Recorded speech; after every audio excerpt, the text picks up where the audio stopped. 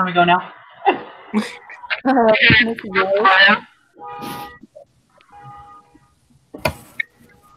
Miss Rose.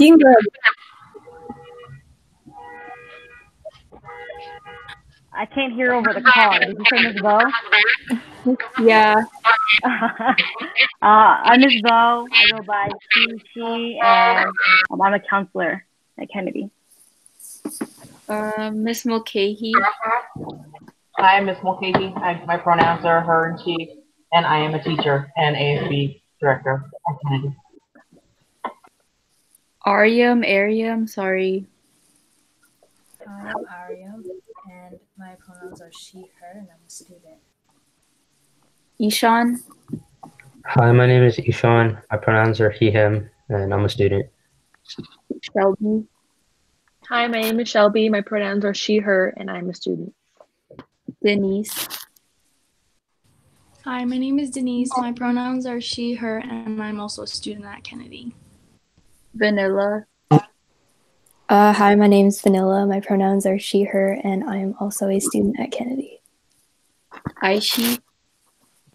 Hi, my name is Aishi. My pronouns are she and her, and I'm a student at Kennedy as well. Alana P. Hi, my name is Alana. My pronouns are she and her, and I'm a student at Kennedy. Alana J. Hi, my name is also Alana, and I'm a student at Kennedy, and my pronouns are she, her. Hannah. Hi, my name is Hannah. My pronouns are she, her, and I'm a student. Dylan. Hi, my name is Dylan. My pronouns are he, him, and I'm also a student at Kennedy. Okay, I think that's all. I didn't go. Oh, I thought you already put it in the chat. So. Oh, I gave an example, but yeah. Okay. I'm Erin Castillo. Pronouns are she, her, and I'm a teacher at Kennedy. Okay, now that we got introductions out of the way, we will continue to our guideline slides. So Ms. Castillo is screen sharing them. So welcome to our JFK Black Lives Matter conversation. Thank you for Thank you for joining. The purpose of today's discussion is to have a healthy conversation about racism. There will always be a chance for you to ask your questions for other members to try their best to answer. Okay, next.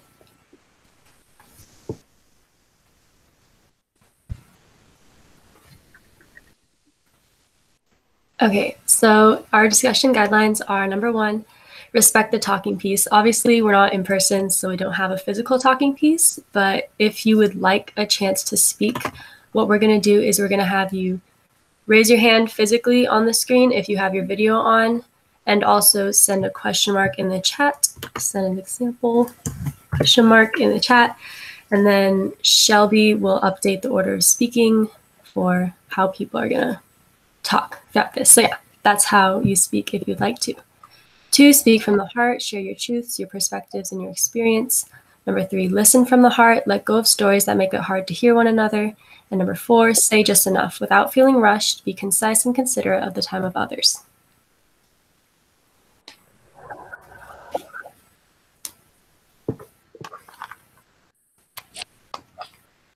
Okay, and then number 5 is no name dropping.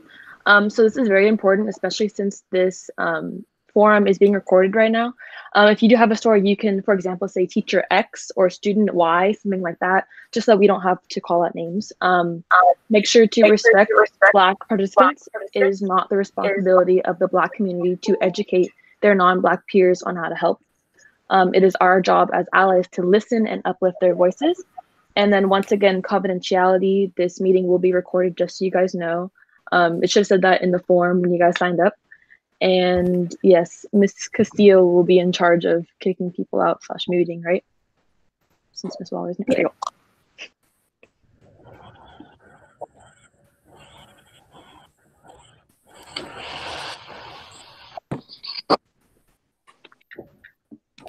These are your rights during this discussion. Number 1, to have your thoughts heard, even if you are still processing and unpacking information and your feelings. Number 2, to share thoughts without judgment. We're all learning and growing together. Keep that in mind. And the last one, number 3, is to listen. You may listen and take notes if you're not ready to jump in quite yet.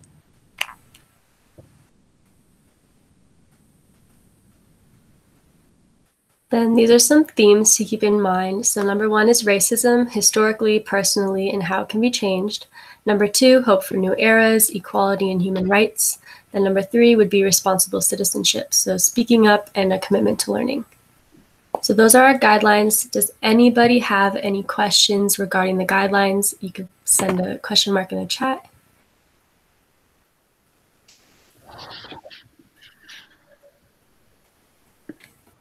Okay, I'm gonna take that as a no, so we can move on. Is now a good time to do our moment of silence? Okay, so Dr. Fisher wanted us to include a moment of silence for civil rights activist and Congressman John Lewis. He passed recently due to pancreatic cancer, I believe. So I have a little statement prepared, and then we're going to do 30 seconds of silence. So John Lewis had an unwavering commitment to equal rights and justice. He started his fight as a young man in his 20s. He led the march across the Edmund Pettus Bridge in Selma, Alabama, which was a monumental event in the fight for civil rights, now known as Bloody Sunday. In his efforts, he was met with terrorizing beatings from mobs of civilians and policemen alike. He organized and participated in sit-ins to end segregation. He was the chairman of the Student Nonviolent Coordinating Committee, which led many demonstrations in the struggle for civil rights. It is important to take a moment to remember the man who took such great steps in supporting the very conversations we plan on having. So we will now take 30 seconds.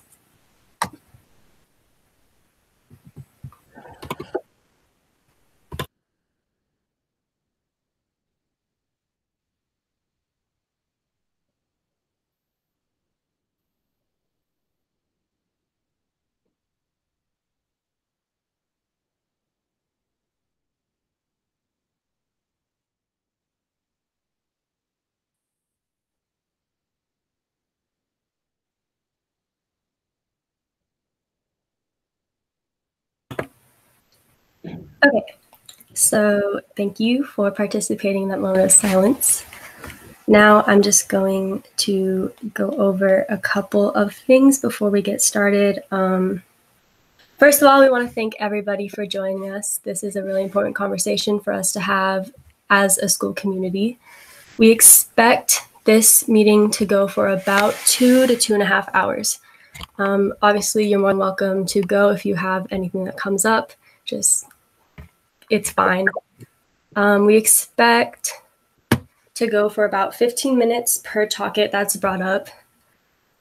And everybody will have about 5 to 7 minutes to speak at a time. So if you're speaking, and we have Denise, she's our timer, so she will let you know if you go over your time limit. So please just try to keep it concise so that everybody has a chance to talk. There will be many more chances to meet with this group and more people in the future. We will be holding more conferences like this. And just so everyone is aware, we're recording. And we will be posting to the JFK YouTube. So, yes. I'm going to start off by sharing a topic to start with and the comments that we received for it. And then anybody can go ahead and speak on it if they would like to. So number 1 would be how to have difficult conversations and call out racism respectfully. So for this topic, we received a student question. How can I respectfully call out someone for making a racist comment that they may or may not be aware of? So if anyone would like to comment or speak on that, you could share an experience or ask another question about it. Share your thoughts on how we could have difficult conversations. Feel free.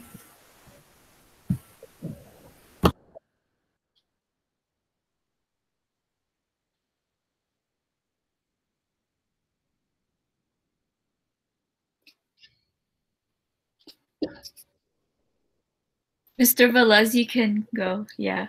I figured I'd break the moment of silence really quickly. I really like this question. I want to really actually acknowledge whoever came up with it, because I think this is a good place to start. And the key word is respectfully.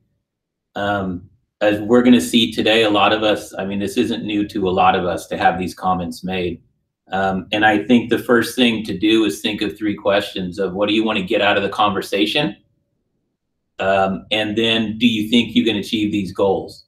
So for instance, if I want to get a change of opinion out of that conversation, I should think and approach this conversation in a way that might be an I statement, like how it made me feel.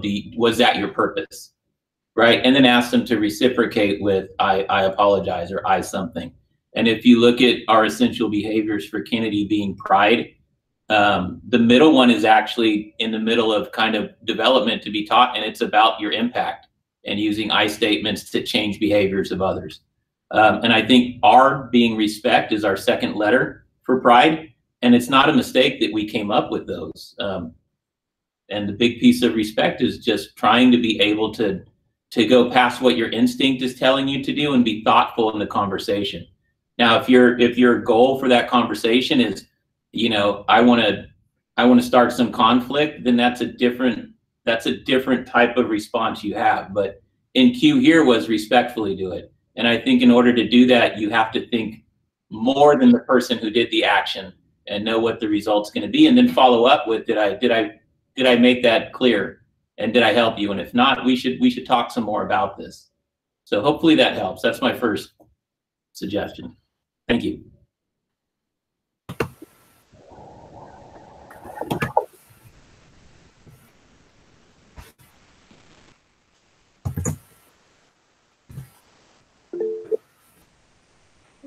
I'm just gonna go. Just go for it. How this is going. The next topic kind of goes in line with this one, so hopefully more people will have something to say about it if I combine the two. So the next topic is on cancel culture and the impacts of it. So we have a student comment that goes with it that we received. They said, I believe that people need to stop attacking others on social media for their beliefs. I understand that people post unbelievably racist and messed up stuff, but it's their opinion. People should be signing petitions and building awareness to the issues, not people who don't care about them. Focus on the bigger goal. So if anybody has anything that they would like to say about that statement or about the topic in general, can go ahead. Olivia, go ahead. On that, saying just like let the people be if they're being racist, I think calling them out is a good thing. Do I necessarily think canceling someone for their past actions that they are obviously trying to change for isn't a good thing, because people do change. And I think that if you can see them putting in an effort to not being the same person as they were when they made those comments a couple years ago, then we shouldn't cancel them. But if they are clearly still making racist, like saying racist things, that I think it would be okay, because racism is never right, no matter what you think. Like, you shouldn't hate someone just because of the color of their skin. So yeah. Miss Castillo, are you raising your hand? Yeah. I see this a lot on Facebook, even like cancel culture is not just like with teenagers, but I see a lot on Facebook that are like, if you disagree with this, then just unfollow me now. And rather than canceling all those people and saying unfollow me, I believe it would be more beneficial to be like, hey, if you disagree with this, like, let's talk about it. I want to know what your thinking is, and I want to have a discussion with you, instead of just like unfriend me, because they were a friend of yours to begin with for a reason, for whatever connection you had with them. And they're more likely to listen to you and hear you out than someone else. So if we just cancel all those people, right, they're not going to ever hear what they may need to hear to change their minds or their opinions on things.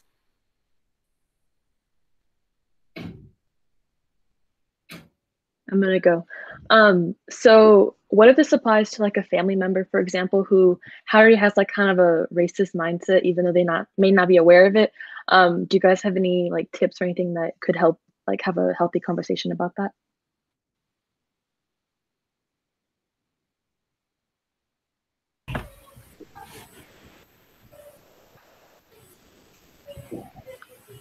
Caitlin, go ahead.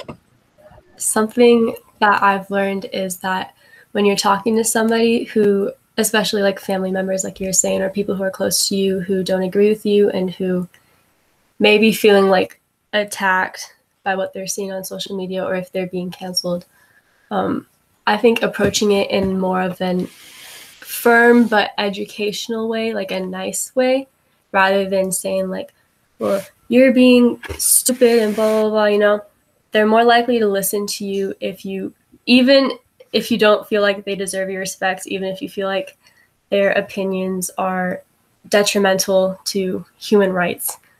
I think approaching it that way will make them more willing to listen to you.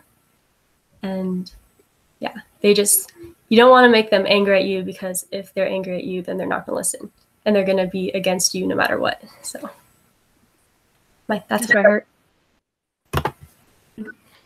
Like along these lines, I think that a lot of I think we also need to differentiate like intentional racism with like unintentional. Even though both are harmful, people might not realize the impact of their statement.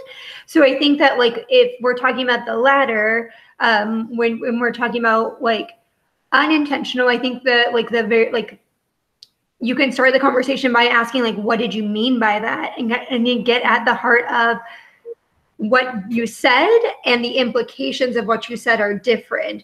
So that's one way to handle those types of conversations. Marianne. I think with family, I only have one thing to say about it, since like if they're like the type to be closed-minded, it can be really frustrating. But I think one thing to remember to like keep in mind is to just keep your tone at like calm, you know, because a lot of people, they do like to argue, and argue, but if you sound like you're mad, it's gonna like come off the wrong way to the other person. And I think having like just a chill conversation where two people are just trying to communicate and give their opinions and like educate some people, I think it could be helpful. Ishan? Like for the family thing, I think that if it's a family member, you already have a certain level of trust with them. Like they'll understand what you're saying, at least to an extent. And I think you can kind of use that to really talk to them in like a nice, fair way. Like don't be judgmental on them, but try to see if you can get them to understand what they're doing wrong, and maybe they'll make the realization for themselves because they trust you. So you don't have to be the one to like forcefully point it out, but just shining light on it might be enough in that situation. Thank you. Ms. Vo? So, I mean, the reality is that, you know, not everyone is going to see your point of view or agree with you. But the most important thing is for people to know where you stand. Okay. Not arguing with people, but being firm that this is what I believe in. And so when people see that, you know, you're taking your position and you're consistent with what you're trying to preach, right? They will understand, okay, they're not okay with this. Why aren't they okay with this? And then they might not say it to you, or they might not, you know, give in or whatever, but in their mind, they're questioning, like, why is it that they see it that way? And that's where it starts.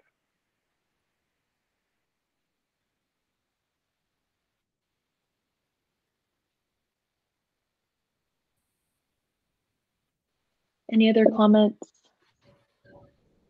If not, we can move on, Caitlin. Okay. The next topic that we have is, what are the effects of people saying the N-word and other racial slurs, as well as homophobic slurs and jokes, and how should we respond to them? So for this topic, we have 2 student experiences that have asked to be shared. So the first one is, I have witnessed countless times of non-Black students using the N-word or other slurs involving homophobia and racism. So that would be on campus. And then the second one is, I have had multiple white kids call me chocolate girl and other POC names. In grade school, they would throw things at me and yell the N-word multiple times. Once I was pulled over by a white cop and had gotten tased for not rolling down my window fast enough. if anyone would like to speak on any of that.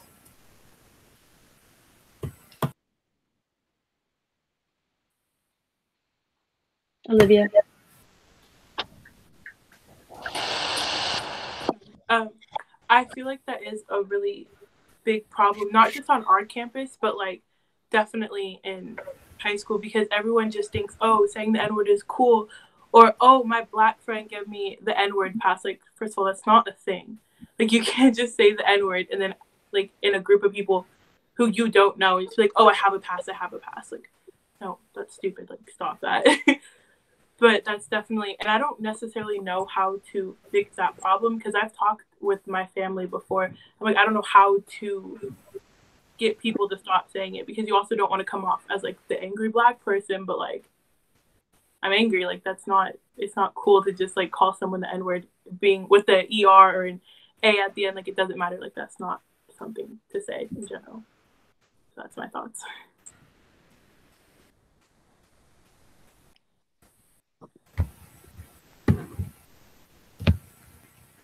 Okay, I'm gonna say something. I'd say it would start with small things like your friends calling out friends who say it, and just understanding like the root of it and where it actually comes from. That way they can see that this is not just like something cool you can say. And then on another level, if it's heard in classrooms, I would figure that teachers would of course call out students, but maybe making it a larger punishment, since at least me as Ms. Castillo, we were talking about how teachers, see things from like a curse words or like a negative thing, but actually to us, like younger generation millennials, we see like racial slurs and stuff like that as a more detrimental effect than curse words and whatnot. Ms. Castillo, you can go. Yeah, I can speak to that. So I was reading an article recently that surveyed college students and younger on what they found to be offensive going, just in life in general. And so it asked them certain curse words like the F word and the B word and all that, and on a level of like 1 to 10, how offensive they found it. And what they found was that college students and our current generation of high school students, this was from 2019, so pretty recent, did not find those words nearly as offensive as using the N-word or using other racial slurs. And this also included homophobic slurs and ableist slurs. So those things were far more offensive than using curse words. And I think that's something that for a lot of teachers, for our generation, we grew up with like, you don't curse, you don't swear, and that's offensive and that hurts, women's ears and like different things like that, cover up your ears when we say those words. And so I think that's something important to note and for teachers to understand, is that cursing in the classroom doesn't offend other students nearly as much as when they hear slurs. So I thought that was cool.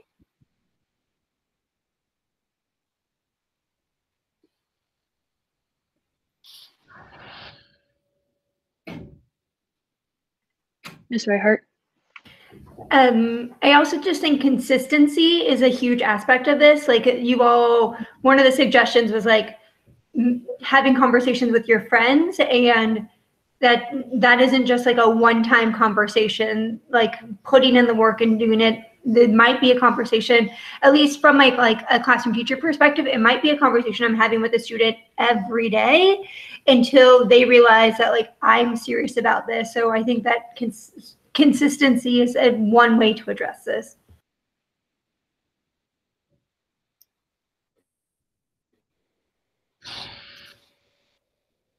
Dr. Fisher. Just to say, just keeping in with the idea of the effect overall, just trying to have people understand from a emotional intelligence standpoint of sympathy and empathy.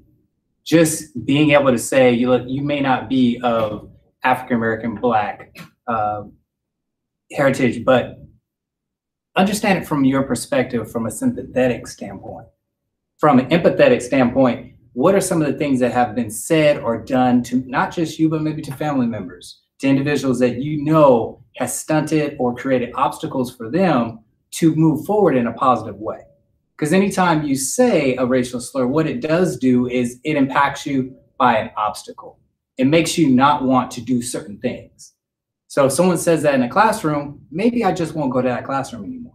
If someone says it to you out on the street, maybe I won't walk on that side of the street. If someone says it to you in an establishment, I won't be going back to that establishment. That's an obstacle for an individual because I should be, as well as anyone else, free to go to certain places and be human. Be an individual that just is able to go and freely go to certain places and feel like I don't feel threatened. That would be the impact and the effect from my standpoint.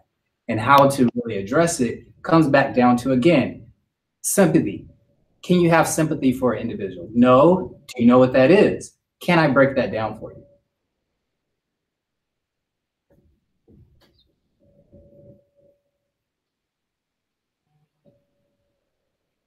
Ms. Castillo.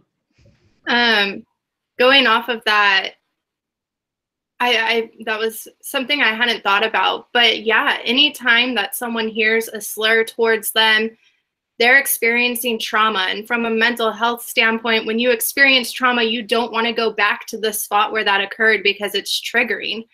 And so I think that is such a good point to bring up, that when students hear it at school or wherever they are, that becomes a spot now, the area where they experience that trauma. And so that I appreciate you saying that, Dr. Fisher, because I hadn't thought about the true impact of that. So I just wanted to reiterate and explain the mental health side of it as well. Okay, Dylan. I was just gonna say, I feel like it's almost a little too normalized, and that makes it hard to try and correct it. I have a friend that uses it semi-regularly, and I've explained to him, why you shouldn't, the effects of it, and every time he says it, I bring that up. But the problem is, like, when we are not together, he has other friends that, like, reaffirm that behavior. So it just keeps perpetuating that idea that it's okay. So, like, as much as you try and get him out of it, if he always has a group that makes it okay, then I don't think anything is gonna really change. Caitlin. Going off of that point, I also agree that it's become, especially the N-word, it's become really normalized for non-Black people to say it, whether it's as a shock factor, because I know that that's the sort of sense of humor that people have, or they just think it's okay and it's cool to say. One time I was in class and there were these kids and they were using the N-word at each other. None of them were Black. And my partner, she said to them, that's not okay. You shouldn't say that. That's, she explained it to them and they started making fun of her for not wanting them to say it and for being such stuck up and not letting them say what they want to say and stuff like that. So I agree that's become really normalized. I just wanted to share that experience. I think it was Ishan, yeah. I was just gonna say, about it being normalized and stuff. I find it especially prominent in athletics. I hear it a lot of time, not just from Kennedy, but when we go visit other schools and stuff, and the players, none of them would be Black by any means, and they're just kind of using it at the end of sentences very unnecessarily, and it almost becomes just part of their culture. And I never really understood why. But it seems like they're adding it to add it. It doesn't actually add any value. It's not offending someone because they think it's not offending someone because there's no Black people around, but they shouldn't be using it in the first place. And I feel like that's starting to become more and more common. It wasn't that common when I was a freshman, and it got more last year than this year, and it's just kind of going up and up. And I feel like that's definitely not a good thing. Aishi? I think what it comes down to is getting not only students at Kennedy, but just people in general to realize the impact of what they're saying. Is it really worth it to say a word just to sound cool when you're hurting so many people? And I think that people at Kennedy, or just people in general, don't really understand that. And if we could find a way for them to understand that completely, I think we would at least be taking another step in the right direction. Shy? Yeah, going off of like the impact of saying slurs and stuff, it's important to know like how to call people out. Like from the other topic we're talking about, like friends and family, to exactly know how to call it out. Like explaining the impact and stuff. Kind of just like how, okay, say you have like a dirty room in your house and then like you need to clean it, but you can't, but you wouldn't just like move to a new house because there's like dirty in there. You'd want to like fix it, right? So you'd use your impact to fix something like that.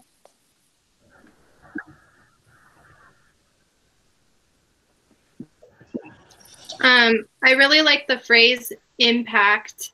Why can I not think? Sorry, my child's crying in the other room. But impact over intention is a phrase that I've been using a lot lately, right? And I think sometimes people have a good intention, or even not like it's a good intention using the N-word, but I think in sports and stuff, as Ishan was saying, like people use it as like an I'm cool and we're brothers and we're friends and all of that. And their intention is I'm using it to show we're cool. But they don't realize that the impact that they're having is harmful and damaging, and that they shouldn't be saying that. So I think that's something to talk with people about too, is like, I see your intention. I see you're using, you know, you may be using it for this reason, but what impact does that have on other people when they hear it?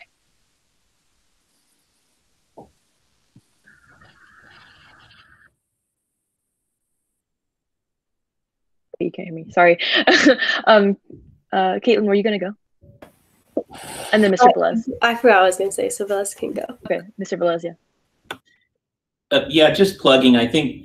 I know eventually we should, and this is leading back to what can the school do to help.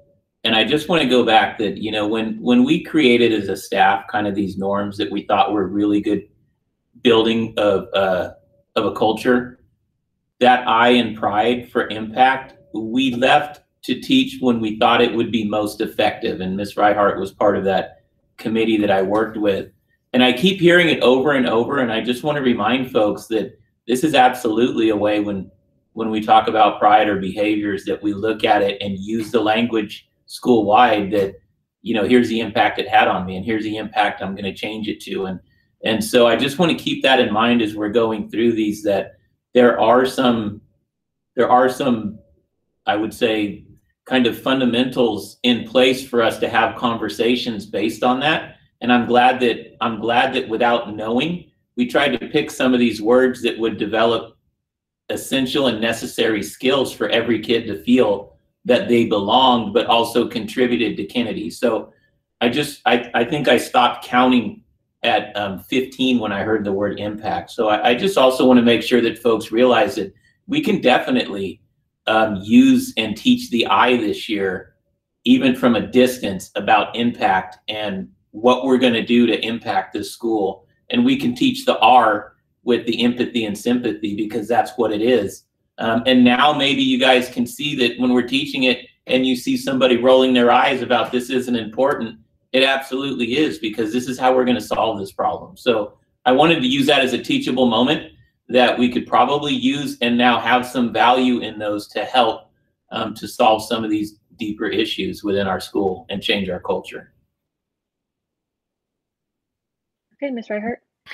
Just piggybacking off of that, I think what Mr. Velez is getting at is it's providing us with a common language so that we're able to address some of those concerns, like talking to friends and family members. We now have this like language that brings our community as like a Kennedy community together, but it also allows us to like interact with those outside of that community. So I do like Mr. Velez, I love how you're taking notes, and I also like hope that like part of that is like, okay, our sympathy and empathy, I impact, and like language, and like all these pieces are coming together in a beautiful way. And so I'm grateful that I'm part of this conversation.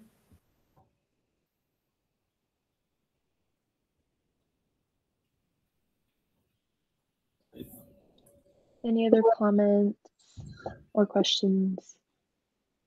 If not, Caitlin, you can go on to the next topic. Okay.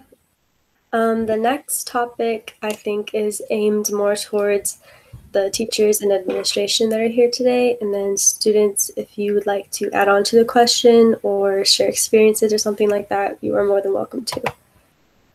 So it's, is there already a plan? Okay, there's a couple, they're just all related, so I'm gonna say them all at once. First one is there already a plan in place for teachers responding to racism and homophobia? And the experiences that we received is, one of them's from an alumni. Teaching is a political act. You can't choose to be neutral in situations such as Black Lives Matter, because then you'll be silencing the voices of BIPOC students. How is JFK choosing their educators or training them to be proactive in times of injustice? Then another one we got was, what actions do staff take when witnessing racism or homophobia? Then the next topic is, how do teachers teach to respect other cultures? And we got an experience from, I think it was a student. They said, at my elementary school, many kids in my class would stretch their eyes to make themselves look Asian and say obnoxious racist phrases into my face. I wasn't affected by it as a child, but I think it was wrong of them to do so, and schools should teach how to respect different cultures and races. And then the last and final topic within this realm is, how will schools address racial injustices in our community with such diverse people? And then we got an experience from a student. I would like to learn about the ways Fremont District Schools will handle these racial injustices. So. Okay, so I think that starts with me. Sorry to cut in front, but I want to start with the end of that question. And I'm a firm believer. Folks that have known me long enough know that, you know, I walked the walk, and I had experiences growing up. And I think the first piece is take out Fremont Unified and let's look at our home here.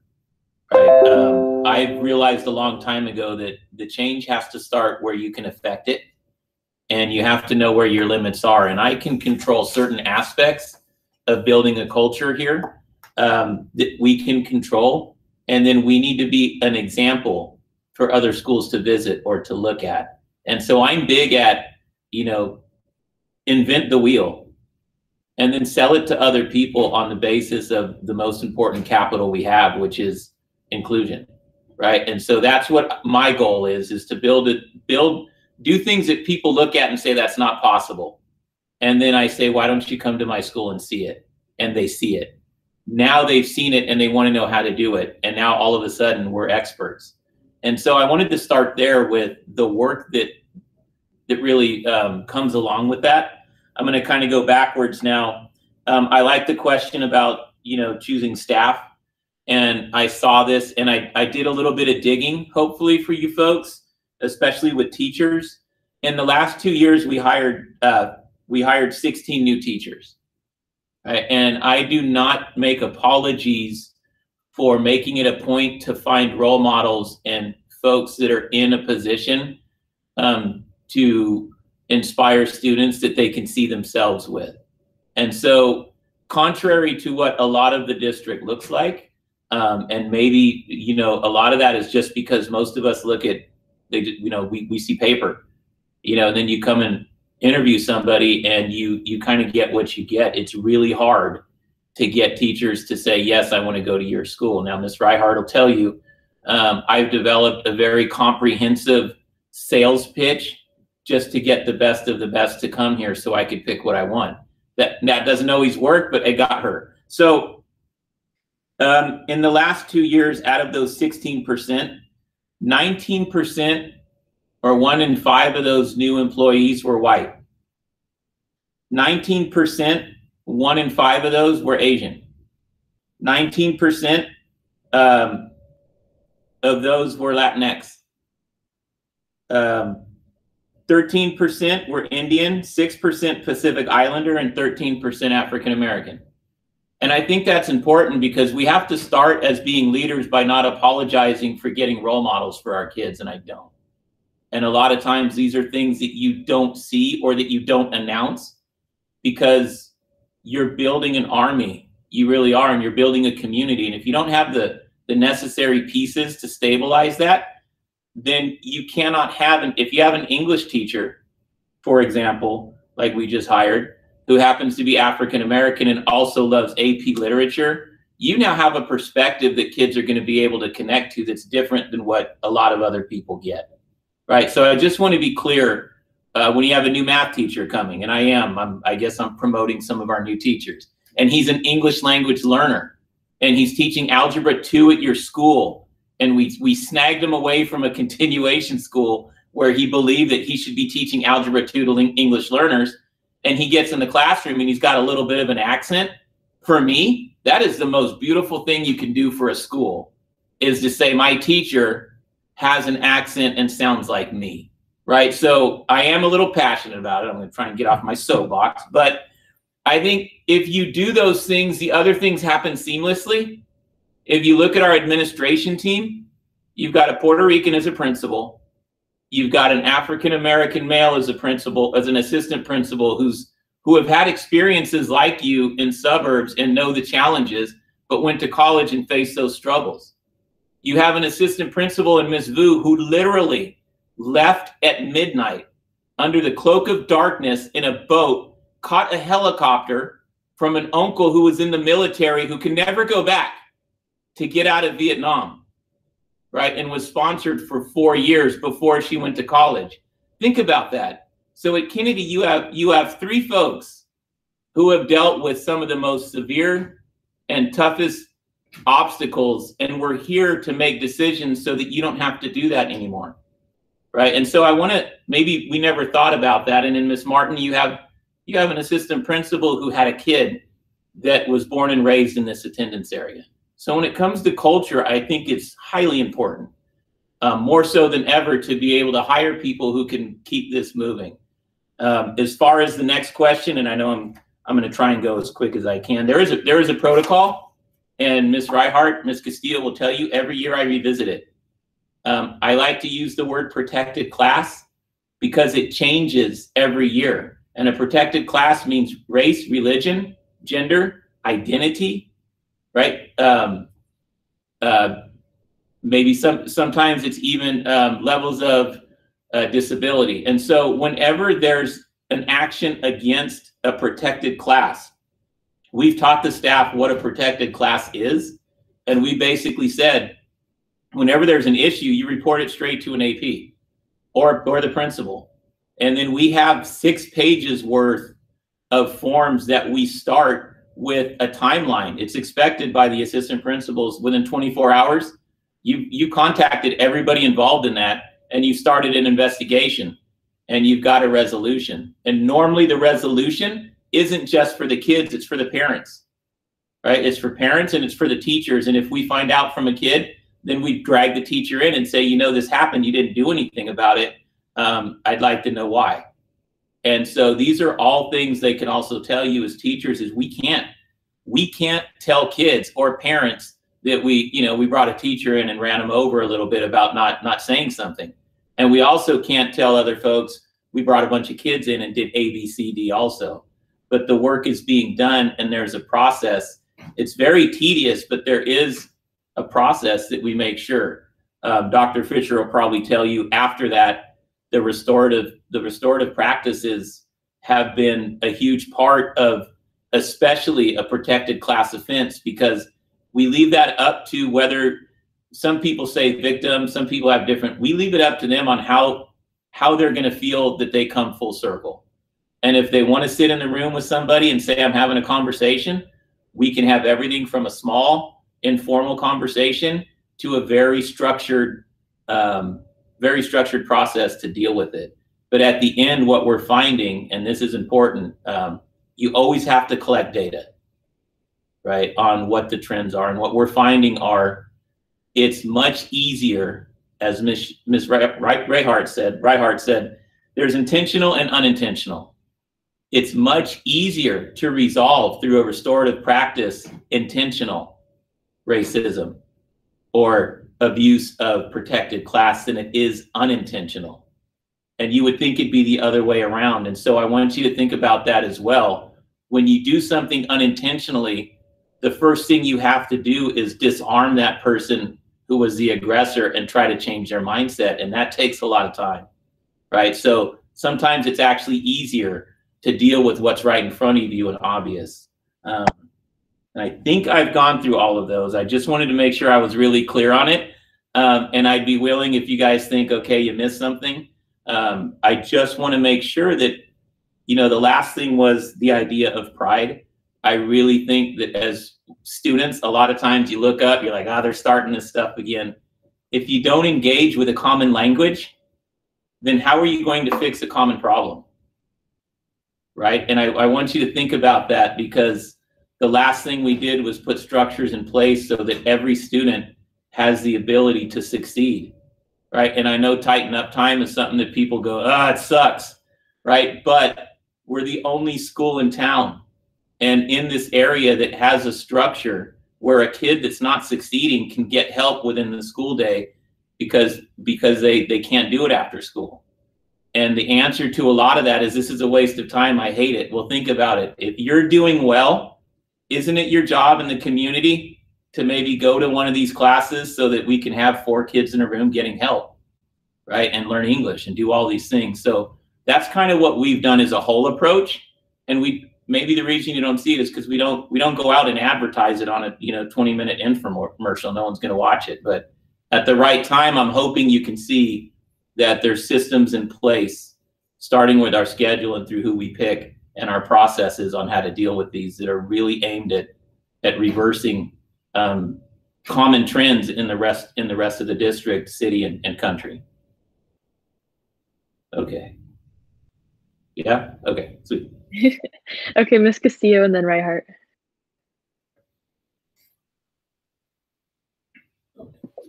Sorry, I was muted. I kind of want to go off of what Mr. Velez was saying with teachers responding to racism. So we do go over it at the beginning of the year and such, and something that a group of teachers and students have been working on during these sessions. This is the first where we invited even more people, but our smaller ones that we have been doing throughout the summer, we have put together a group that is willing to create some informational videos that can be available for teachers and students. And one of them is working on that. How do we respond to these things in the classroom? And that way it's something that teachers can go back and watch, so that if they are confused, they experience something and they don't know how to respond to it, they have something that they can refer back to so that they can handle it correctly. So this is something that we're working on, so that it's not just stuff that we're getting at the beginning of the year or periodically, but in that moment, they have a resource that they can go to and look at so that it can be handled correctly. So we're really excited about that. And if anyone in here wants to be a part of helping to make those videos, they are going to be students and teachers making them together. So I know some of the teachers aren't here that have been a part of that group, but Miss Waller and Leiden and Dollar, there's a group of us that are all kind of working on those together. So yeah, if anyone else is interested, you can let us know in the chat or talk to Caitlin and we'll add you in. So from the teacher perspective, there's been more conversations amongst teachers and like opportunities for teachers to grow. Like there's been way more like summer PD on diversifying curriculum and addressing social injustices in your classroom than ever before. So I think that like as educators, we are looking at the social movements around us and wanting to grow from that. So at least in my feed, it's like, here's an opportunity for this, here's an opportunity for this, here's an opportunity for this. And all of that is addressing many of the things that you all have brought up today. So I know like that isn't going to get every educator because it is a volunteer. You have to give up part of your summer, at least from like, since we are in summer, those are the things that have been coming up on my social media. But I think that that's a start, right? Like that's a start. And I think that these conversations are a start. Just like you all, sometimes we have colleagues that like the first instinct is to kind of just roll their eyes at like whatever is being talked about.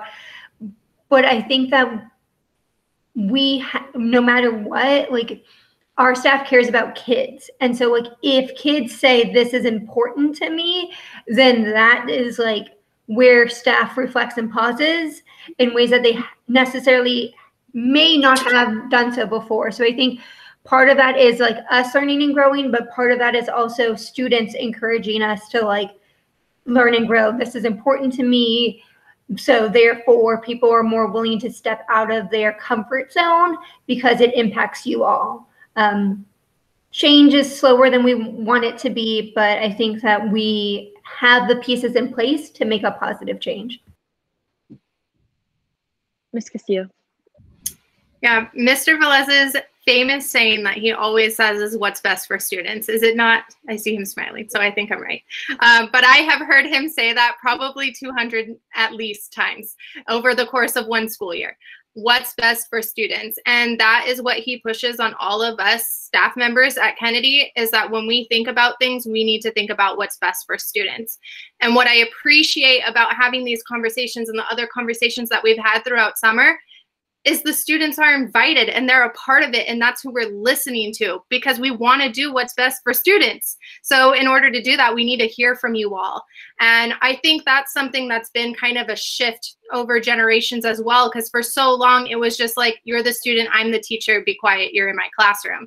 And we're seeing that change where it's like, yes, you're in my class and you matter, and I want to hear from you what you want to learn and how you want to learn it, and what school should look like, so that we can make sure that you learn and get the best education possible. But not only that, but that you feel heard and you feel seen and you feel important and cared about and respected.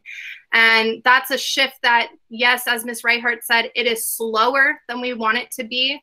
But I can say with confidence that there are so many educators at Kennedy that feel that way.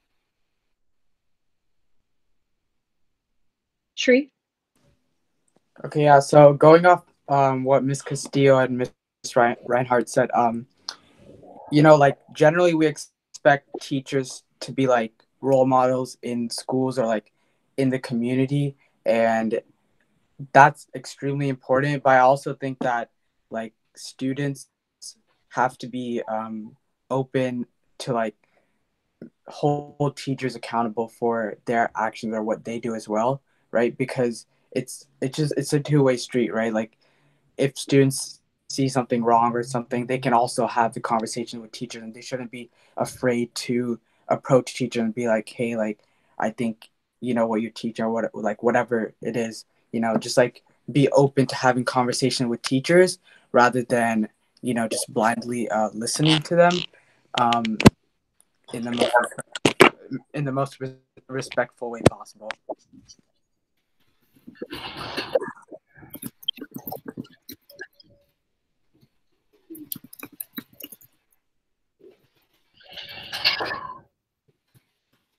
Other comments?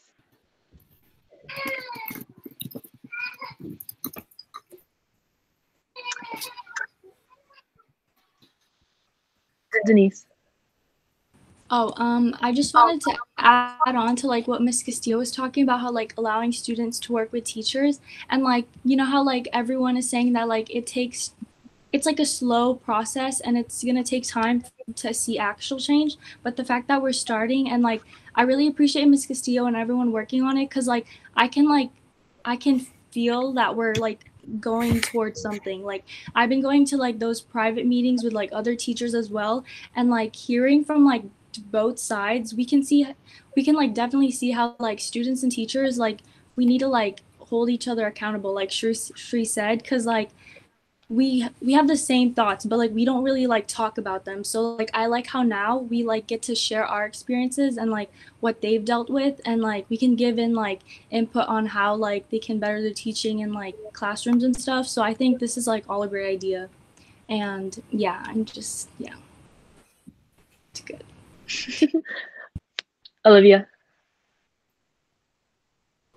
Going off of what Denise says, it's crazy that how something we started at the end of the school year has turned into what it is now, and I'm very proud to say that, as my knowledge, Kennedy is the only school that's doing something that's like this for Black Lives Matter, and I never thought that we were gonna have this much publicity with it.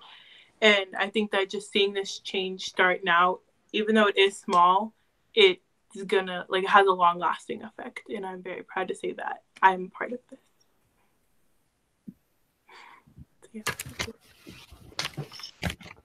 Okay.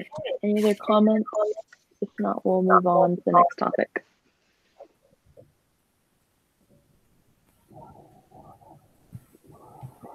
Okay. I just received a question that goes with what I think Mrs. Castillo was talking about.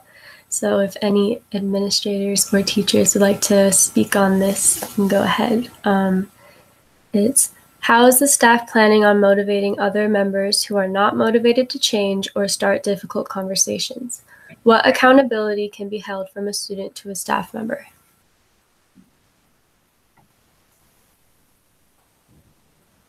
I guess that's me again. It starts at the top, right? And I think we have to be very clear on a couple of things. Yes, change takes time to see, but change is immediate mentally, right? The minute that we've decided we're making a difference, change has started. And so I wanted to be clear on that. The second piece is it's not an accident that that our school is a distinguished school for the first time.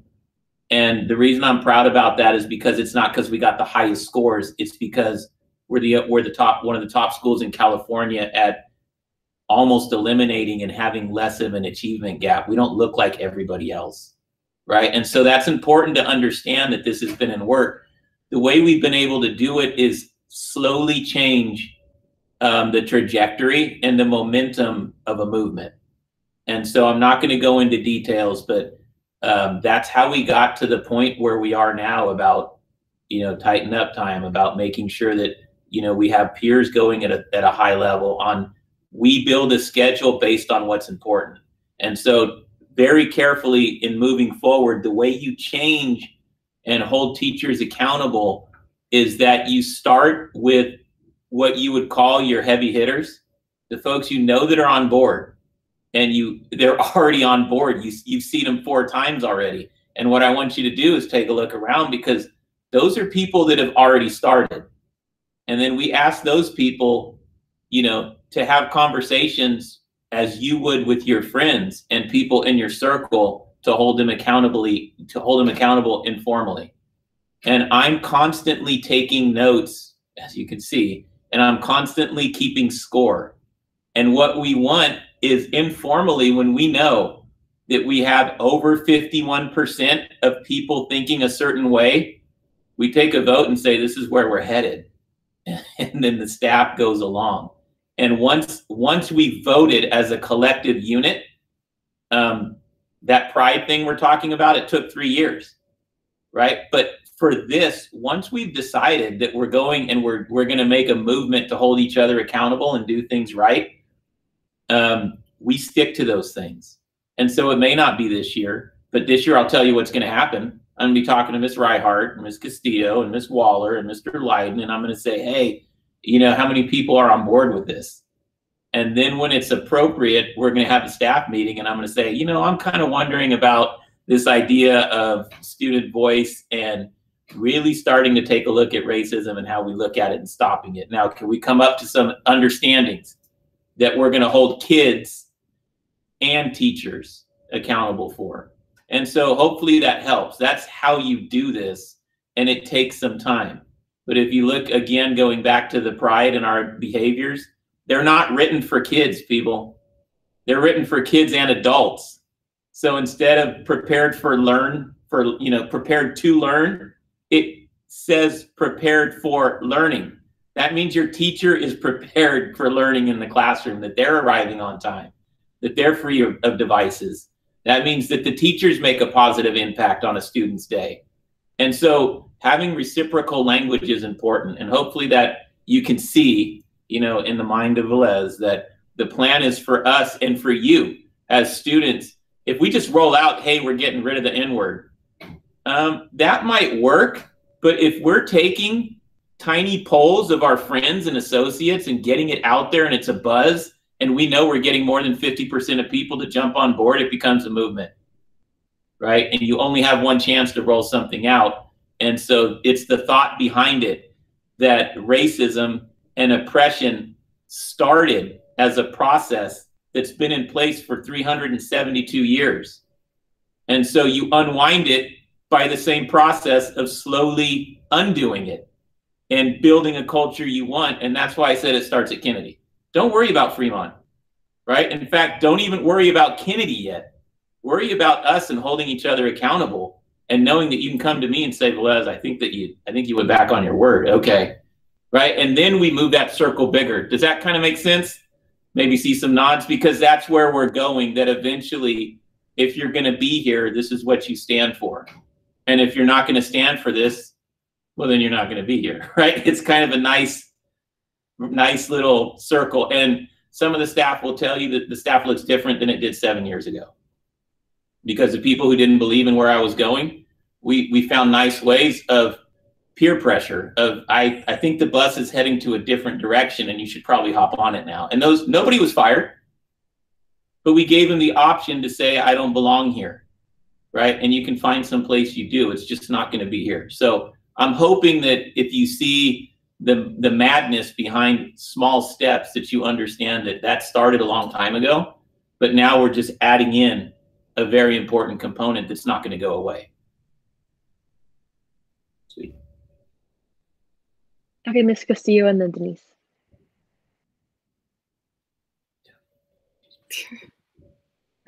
I had explained that same process of thinking that I've seen Mr. Velez do for years. I think it was in a planning meeting. I don't think it was with staff and students, but they had asked me a similar question, and I was explaining that in order to get more staff on board, in order to get more students on board, that same sort of thing. You start with a core group that you all have on board.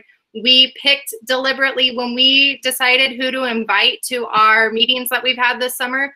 We've been picking staff from every department for a reason, because I explain this to the kids at department meetings or at staff meetings. We sit with our department, and if you have people from each department that can be like, oh yeah, I know where they're going with this, I've been part of the meetings and this is good stuff and all that, you're going to get more people on board. So I hope you don't mind. I let them in on that secret already. That's how we do things. We deliberately pick people that we know are going to be engaged, that are going to support it, that are going to be passionate about it, so that they can spread that information to other people. And again, I just want to put the invite out there for those of you that are new joining this conversation today. If you have an interest in joining the conversations that we've been having over summer, let us know, because you can be part of that circle and growing the numbers that we have at Kennedy that are about this movement that we hope will be successful here.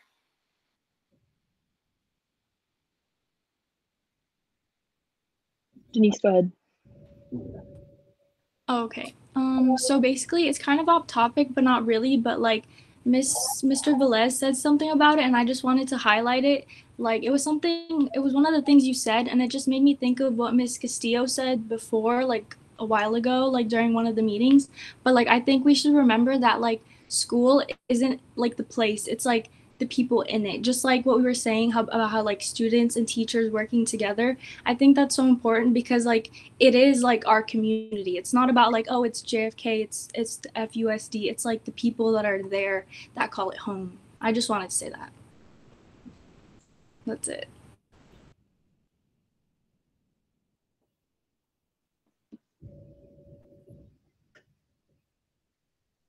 Comments, questions.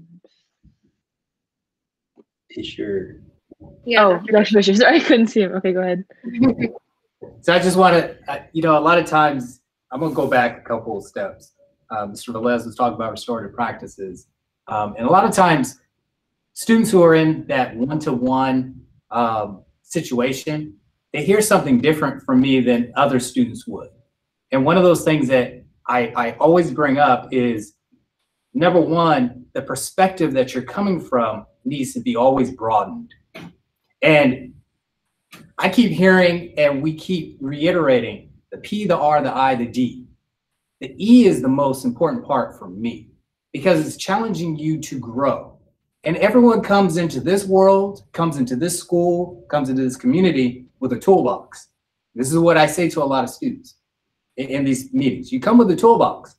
Only thing that I can absolutely try to do is add to that toolbox more tools for you. Because you may only come into John F. Kennedy with one tool, and that tool doesn't fix everything, doesn't work on everything. You're trying to figure out, how do I work within the context of this problem that's being presented to me? Well, here's another tool, or here's another tool.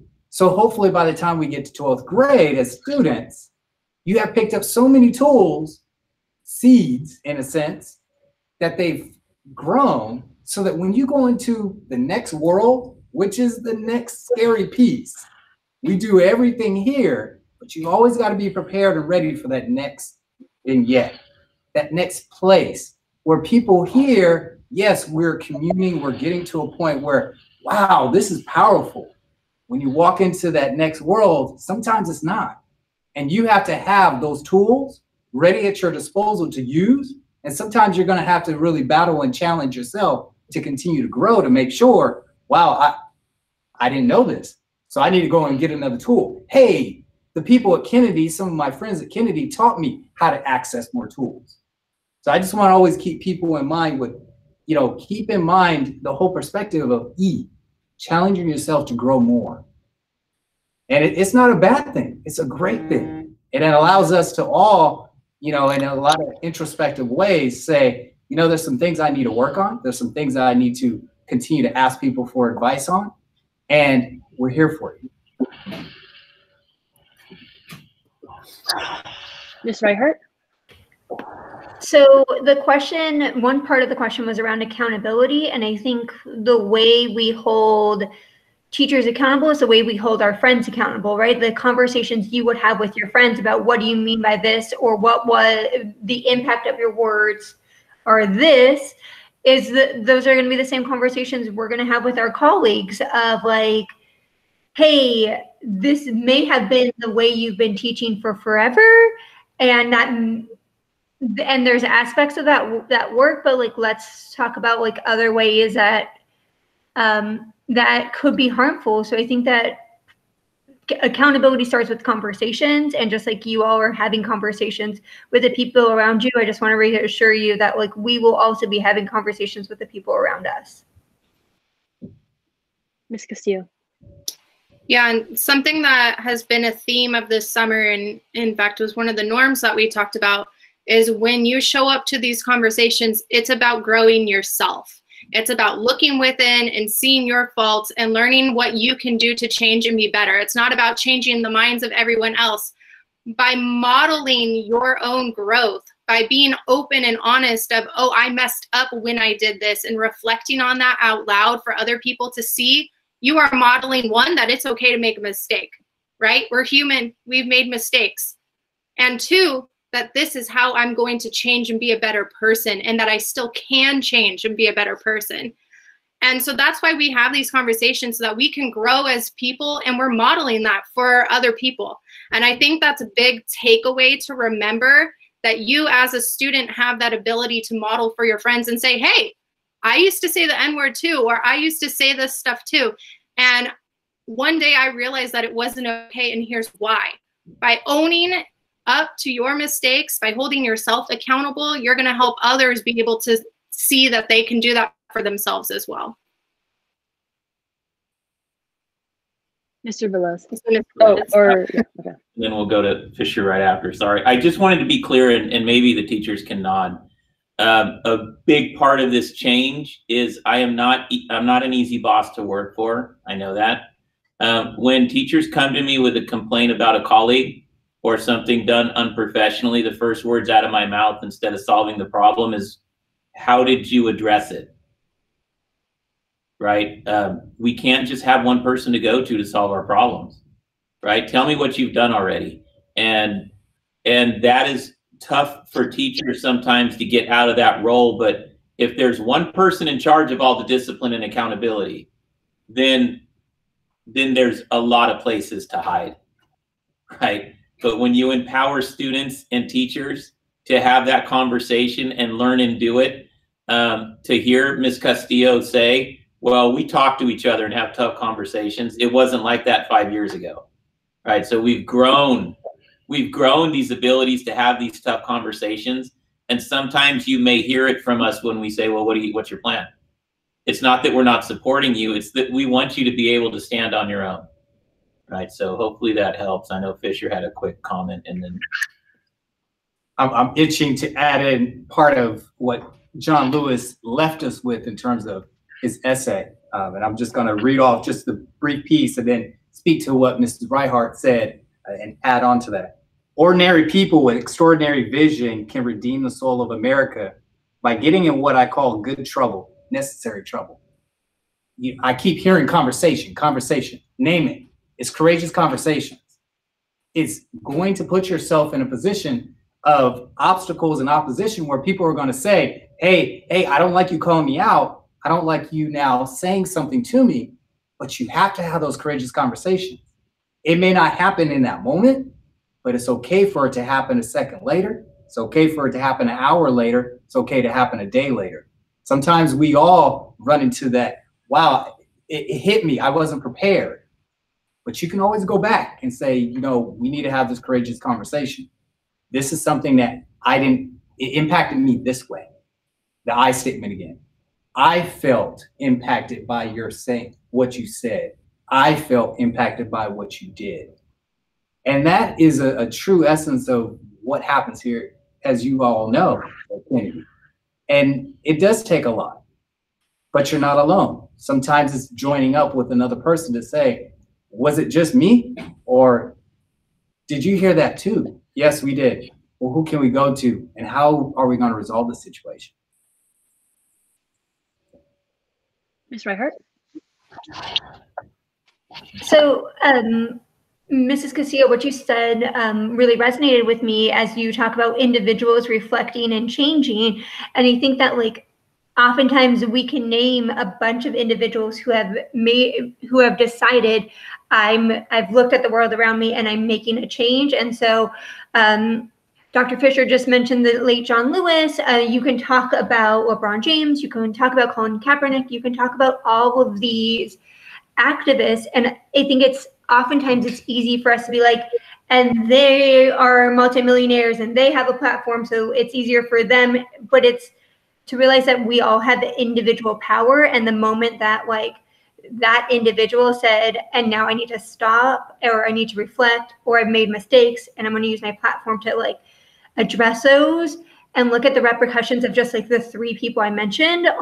And so not if they can make that big of an impact, I think when we individually reflect and change, we'll see the ramifications of that as well. So I think that kind of just echoes what Mrs. Castillo and Dr. Fisher said of we have power and let's use our power for good. Mm-hmm.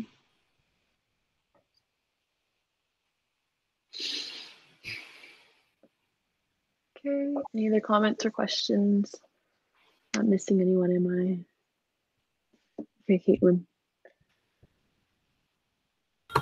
Okay, I'm sorry if you can hear the music in the background. My mom just got a speaker, but the next topic is directed towards students, parents, that group. What type of action would you like to see on campus regarding what we've talked about today? So like Castillo was saying, something along the lines of the videos that we plan on making, or implementing this conversation into the Pride lessons, stuff like that. And then does anybody have any specific materials or resources that they would like to see, Mr. Velez's favorite word, piloted in this year's curriculum? So those are your topics. Okay, I'm gonna go first. I think Ms. Reihart was talking about it at an earlier meeting, but having a course that has to do with this, or even how we have the computers in health as a mandatory class, having a class that's mandatory for students who come in to know racism and how to call it out and how to notice these things and microaggressions and stuff like that. Is that a possibility? I know it's kind of hard to, of course, make a class, but something along those lines. Lydia. I was thinking also to make, like how you said, make it mandatory, but obviously having a class for it is kind of hard. Like in my mind, I feel like that would be harder. But maybe we can have mandatory RTIs. Like, you know how all the juniors have to go to the mandatory math RTIs that before we took the SBAC? Maybe if we had mandatory RTIs talking about microaggressions and racism and even just all the other topics too, not just racism, like maybe homophobia and like all that stuff. Just like problems we see on the campus, and then we can make mandatory RTIs that they have to go to.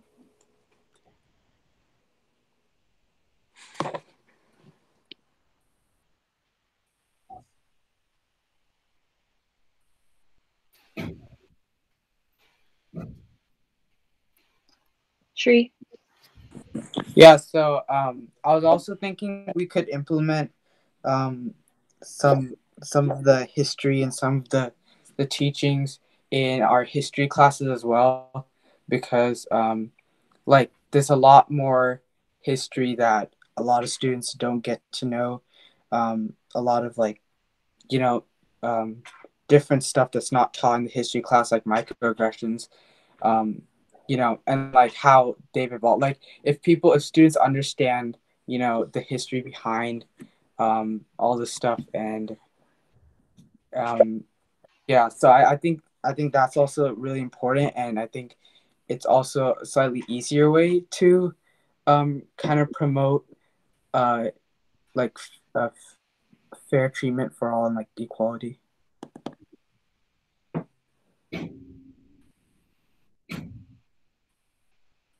Caitlin? I just wanted to share the topics that we have for our videos so far, so things that we will try to address throughout the year.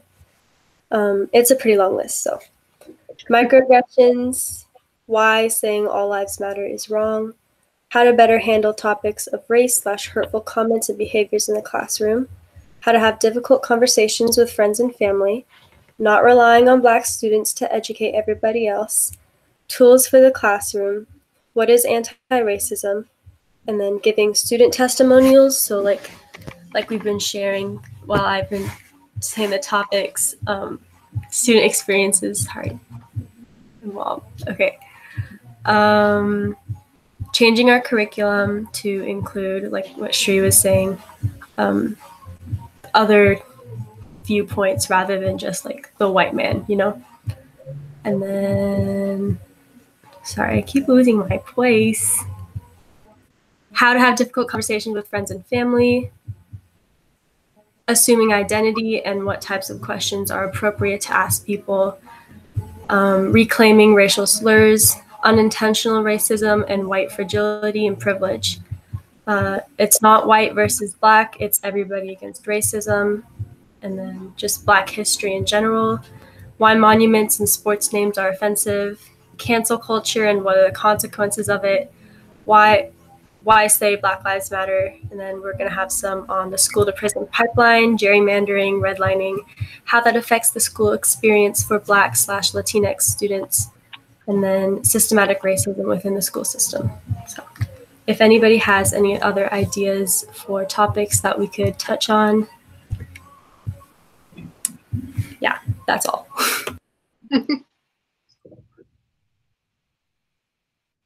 Mr. Velez? Can I just make a suggestion? I think that's probably one of the most powerful things that we can do from the teaching aspect is make these things accessible for everybody. And so I'm just going to make a little, hold you accountable, where you at next week type of statement. I think it would be great to get some people together and get working on one of those as soon as possible, and have another group simultaneously putting together part 2, so that you're always building 2 at a time, but releasing 1 every other week. And the reason I like this is because that's a huge thing that could really reach people really quickly. And I just want to say that it's a great idea. And I would be hoping that you'd feel comfortable with me saying where you at on that, because we can roll that out. That's huge. Caitlin. At our last meeting, we've been having meetings, for those of you who don't know, like this for like 2 months now, maybe. We've had about, I think, 4 of these meetings so far, and we've had a lot of teachers and then most of peers and then some students from Black African Fusion as well as ASB. And we have started to put together groups of people to work on specific videos so that we're not all working on them at once. And that is, just letting you know, that is in the process of happening. Hopefully, we just wanted to wait till after this was done to see if we got any new ideas or anybody who wanted to help us out. So if anybody, again, is interested in participating in any of those videos or helping out at all with any other projects that they have in mind, you are more than welcome to contact any of us, and we will gladly take your help. That's all.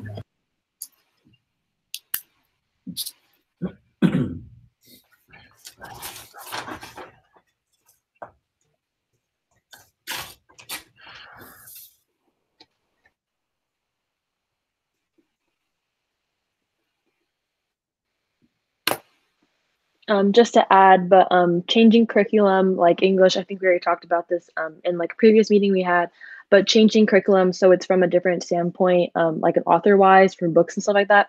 It's not just like a white man's perspective. Different cultures, races, just their perspectives on books and stuff like that, just to get a more widened view. Any other comments about this? Otherwise, we'll move on to a new topic.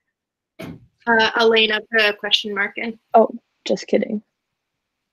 So I was thinking like maybe something we could do to bring to our campus is have like maybe a motivational speaker come, you know, because I know from like the most important thing is like personal experience coming from somebody who's been through a lot can change, so people know like through emotions how it can affect people in the right way. That's it. Olivia, did you want to go? Okay. Okay. Anyone else? Okay, Keelan, go ahead.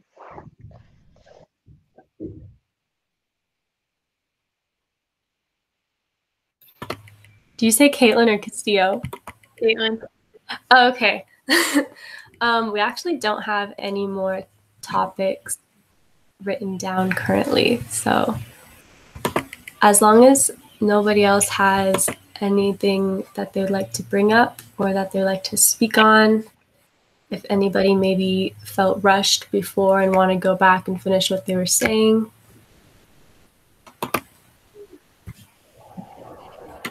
Okay. Oh wait, Mr. Velez. Sorry, I can't. That's okay. I'm used to it. So about 2 years ago, I spent my summer developing a curriculum of reflection for institutional oppression versus internalized oppression. And I've been looking for a group of students to walk through the process of activities to build some consciousness about how the system kind of puts up blockades, but more importantly, how we internalize those and create our own. And so I've been kind of waiting for a group that I thought might actually be able to participate in some of these activities and give me feedback, because it's a huge stepping stone to kind of tearing down a lot of the stuff you're doing. So if at the end of this I was to go and dust that off, I'd be really excited if you folks in this panel, or maybe another group of people willing to kind of go through a different lens, would be interested in helping me to pilot this curriculum, so that we could see if it's worth doing and just continue to drag in other people. So that's just one of my waiting to roll it out things. And I think I've got a pretty good group of kids that might be willing to do that, hopefully. No extra work, just having Mr. Velez as a teacher, which would be a first for some of you. Not for Miss Castillo, though. All right, that's it.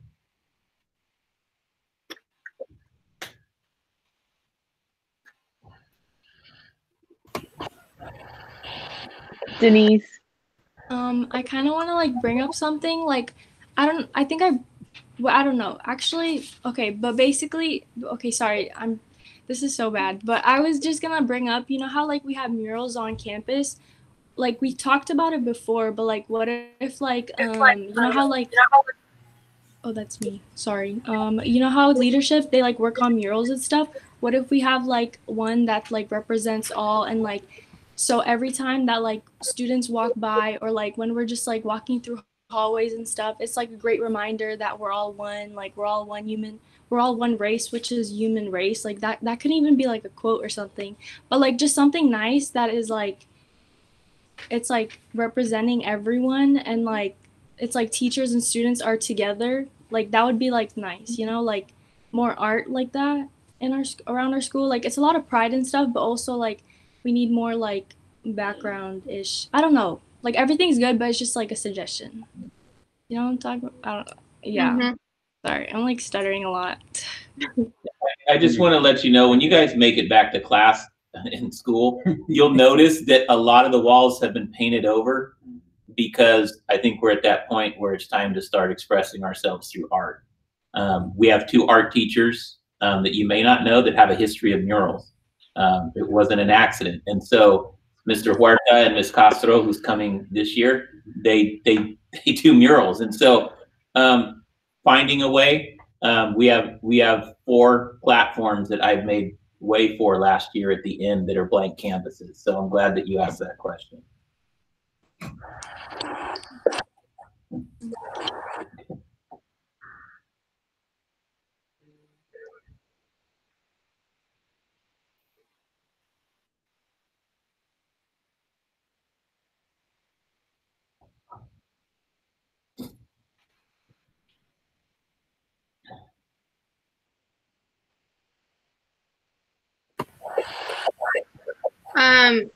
We didn't really talk about this as part of the plan before. Sorry, Caitlin. Caitlin's very scheduled and organized, and I love that about her. But I was wondering if we could take time for people just to give feedback on how they felt this went, just so that we have that recorded and can share that with other people that may be interested in joining in the future. I think it would just be helpful. So if you feel comfortable, if not, you can always send it in an email.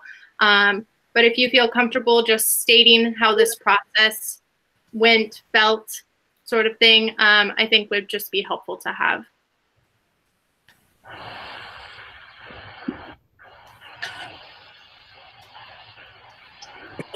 Are we doing all people or like the? Yeah, whoever wants to. Oh, okay. Then I'll go, I guess.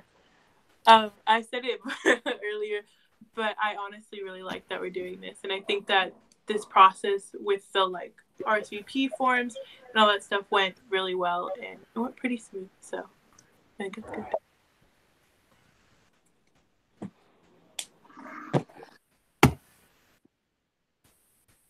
Actually, go ahead. Yeah, no, I thought it was great. Like, I was so excited that like ASB was like publicizing this, and I was just like really excited to join. And I thought it was like really clear, especially on the flyer. Like, I love the flyer too. Like, I think it made it really clear that other people in the community could join too. And I just hope like more people will join if you guys continue to have these and everything. Yeah, it was great. Mrs. Reinhardt and then Ms. Bo. The norms that have been set out has created a very welcoming environment. So I feel comfortable saying what is on my mind, and I feel that all of us are receptive to what other people are saying. I also appreciate how like we have such a diverse group of people in this conversation, both in like the position, like we have students, staff, and administrators, and shout out to the administrators who are in the middle of like master schedule and they realize like this is equally as important. So Mr. Velez and Dr. Fisher, I see you and I appreciate you being here. And so I would attend a meeting like in this format again because I felt like it was such a success this time around.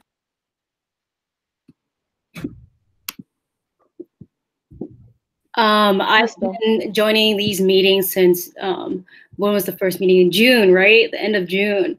And oh man, I cannot tell you how dope all of this has been. I am so happy that you guys have doing this. And the thing about this is that this was run by students. And that amazes me because like you guys are the future. And here you are, not even 18 yet, holding us accountable, holding staff accountable, and then holding your peers accountable. And I'm just so proud. I'm proud of all of you guys. I'm proud of the staff. And I can't believe like how far this has come, because when we first started, it was like less than 10 people. Even as an adult, I am learning more and more each session. And it's great to hear that you guys are using your voices. And I just hope that it continues. And I really encourage everyone else to join us, because obviously we can't do this alone. And this is living proof that the more we talk about this, the more people you're roping in, right? So I'm proud of you all. Thank you. Shri. Yeah, I'd just like to say that I loved the conversation. It was super eye-opening, and I learned a lot from a personal standpoint. Also, big props to the organizers and everybody else in this call for making this such a respectful conversation. I think everybody like really understood and listened to everybody else, and like the amount of respect in the whole convo, and like even if people were disagreeing, it was like so polite and so respectful. So like hands off to that.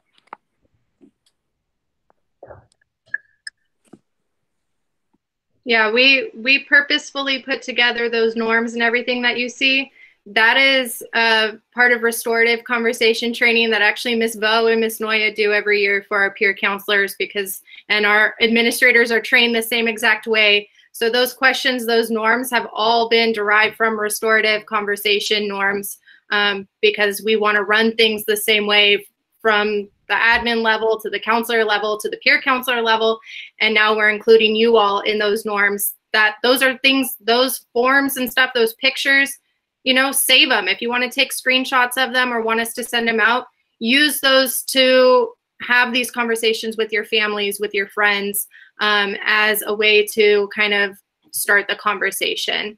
But as everyone has said, like I was sitting here tearing up. Like, I'm just so proud that this is the school that I work at. Like, I have so much pride, pun intended, Titan pride, when I tell people that I work at Kennedy High School. And thank you, Mr. Velez, for forcing me to work here. But this school has come so far. He said it earlier, like things have changed a lot over 7 years. This is about to be my 7th year at Kennedy, so I have seen 7 years of changes. And when he says that there has been changes in the culture, it's real. And a lot of that is because of you all stepping up and saying that these are changes we want to happen.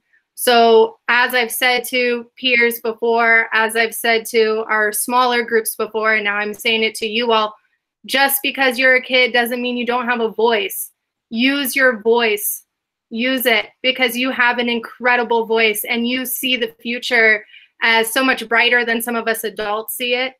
Use that and keep going with it. And if someone tries to dim that voice and dim that light, don't let them. Keep going, because honestly, like, you all are the reason why we're here today and why we're having this conversation with more people and talking about how we can change things at Kennedy even further. So, yeah. That's great. Alana P.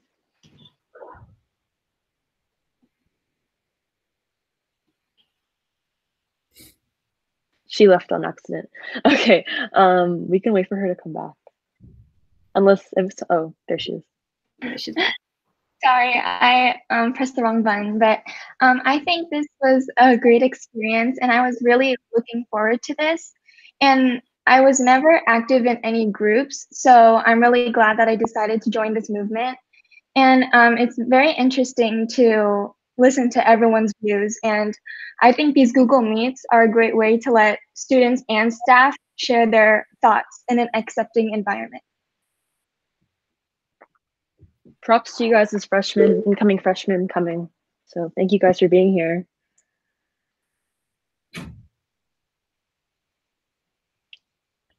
Mr. Velez.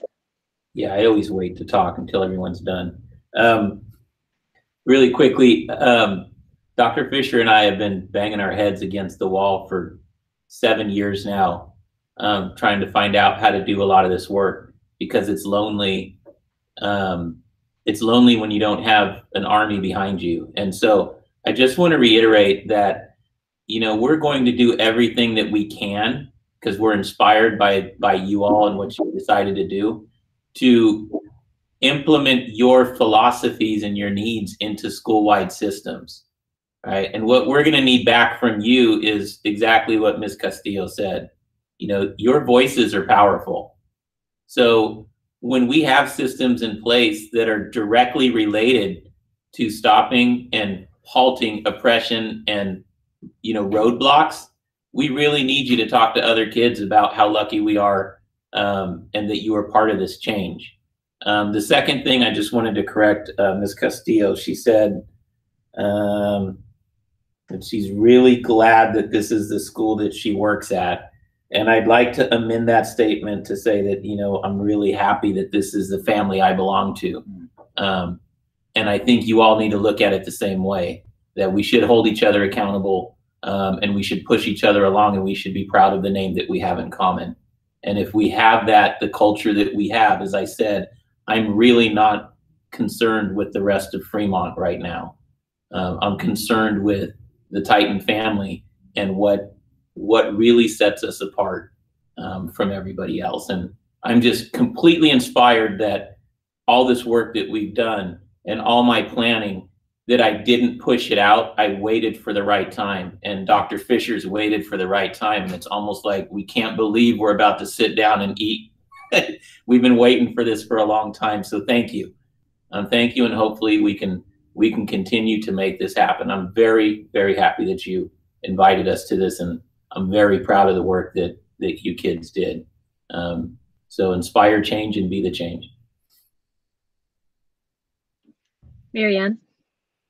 Okay, so before it ends, I just want to say thank you to my fellow peers, especially Caitlin, for making this happen and organizing it, and for ASB for also helping publicize it. I really appreciate that. Yeah.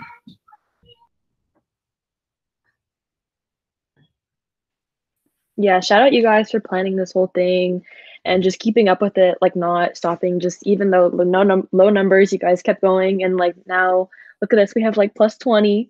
So just going up from here. So shout out you guys for making this.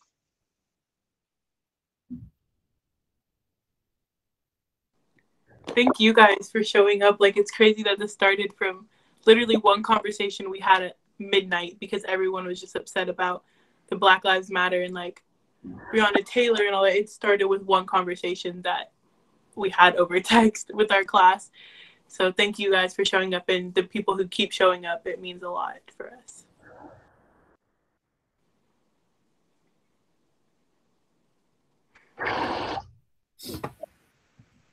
Okay, unless anybody else has anything to share, I'm gonna go ahead and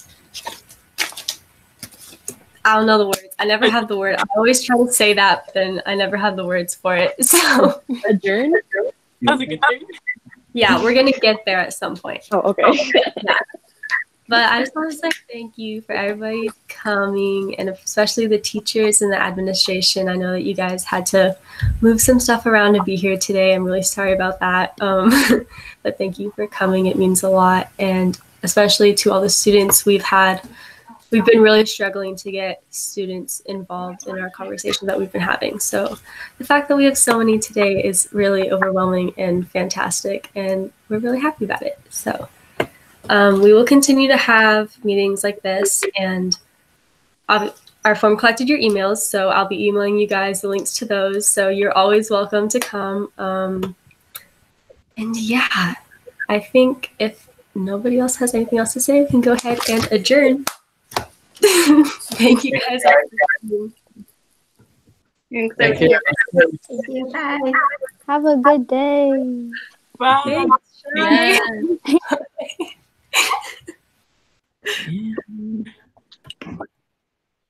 Wow. Yeah, I'm like the Wait, don't we stay?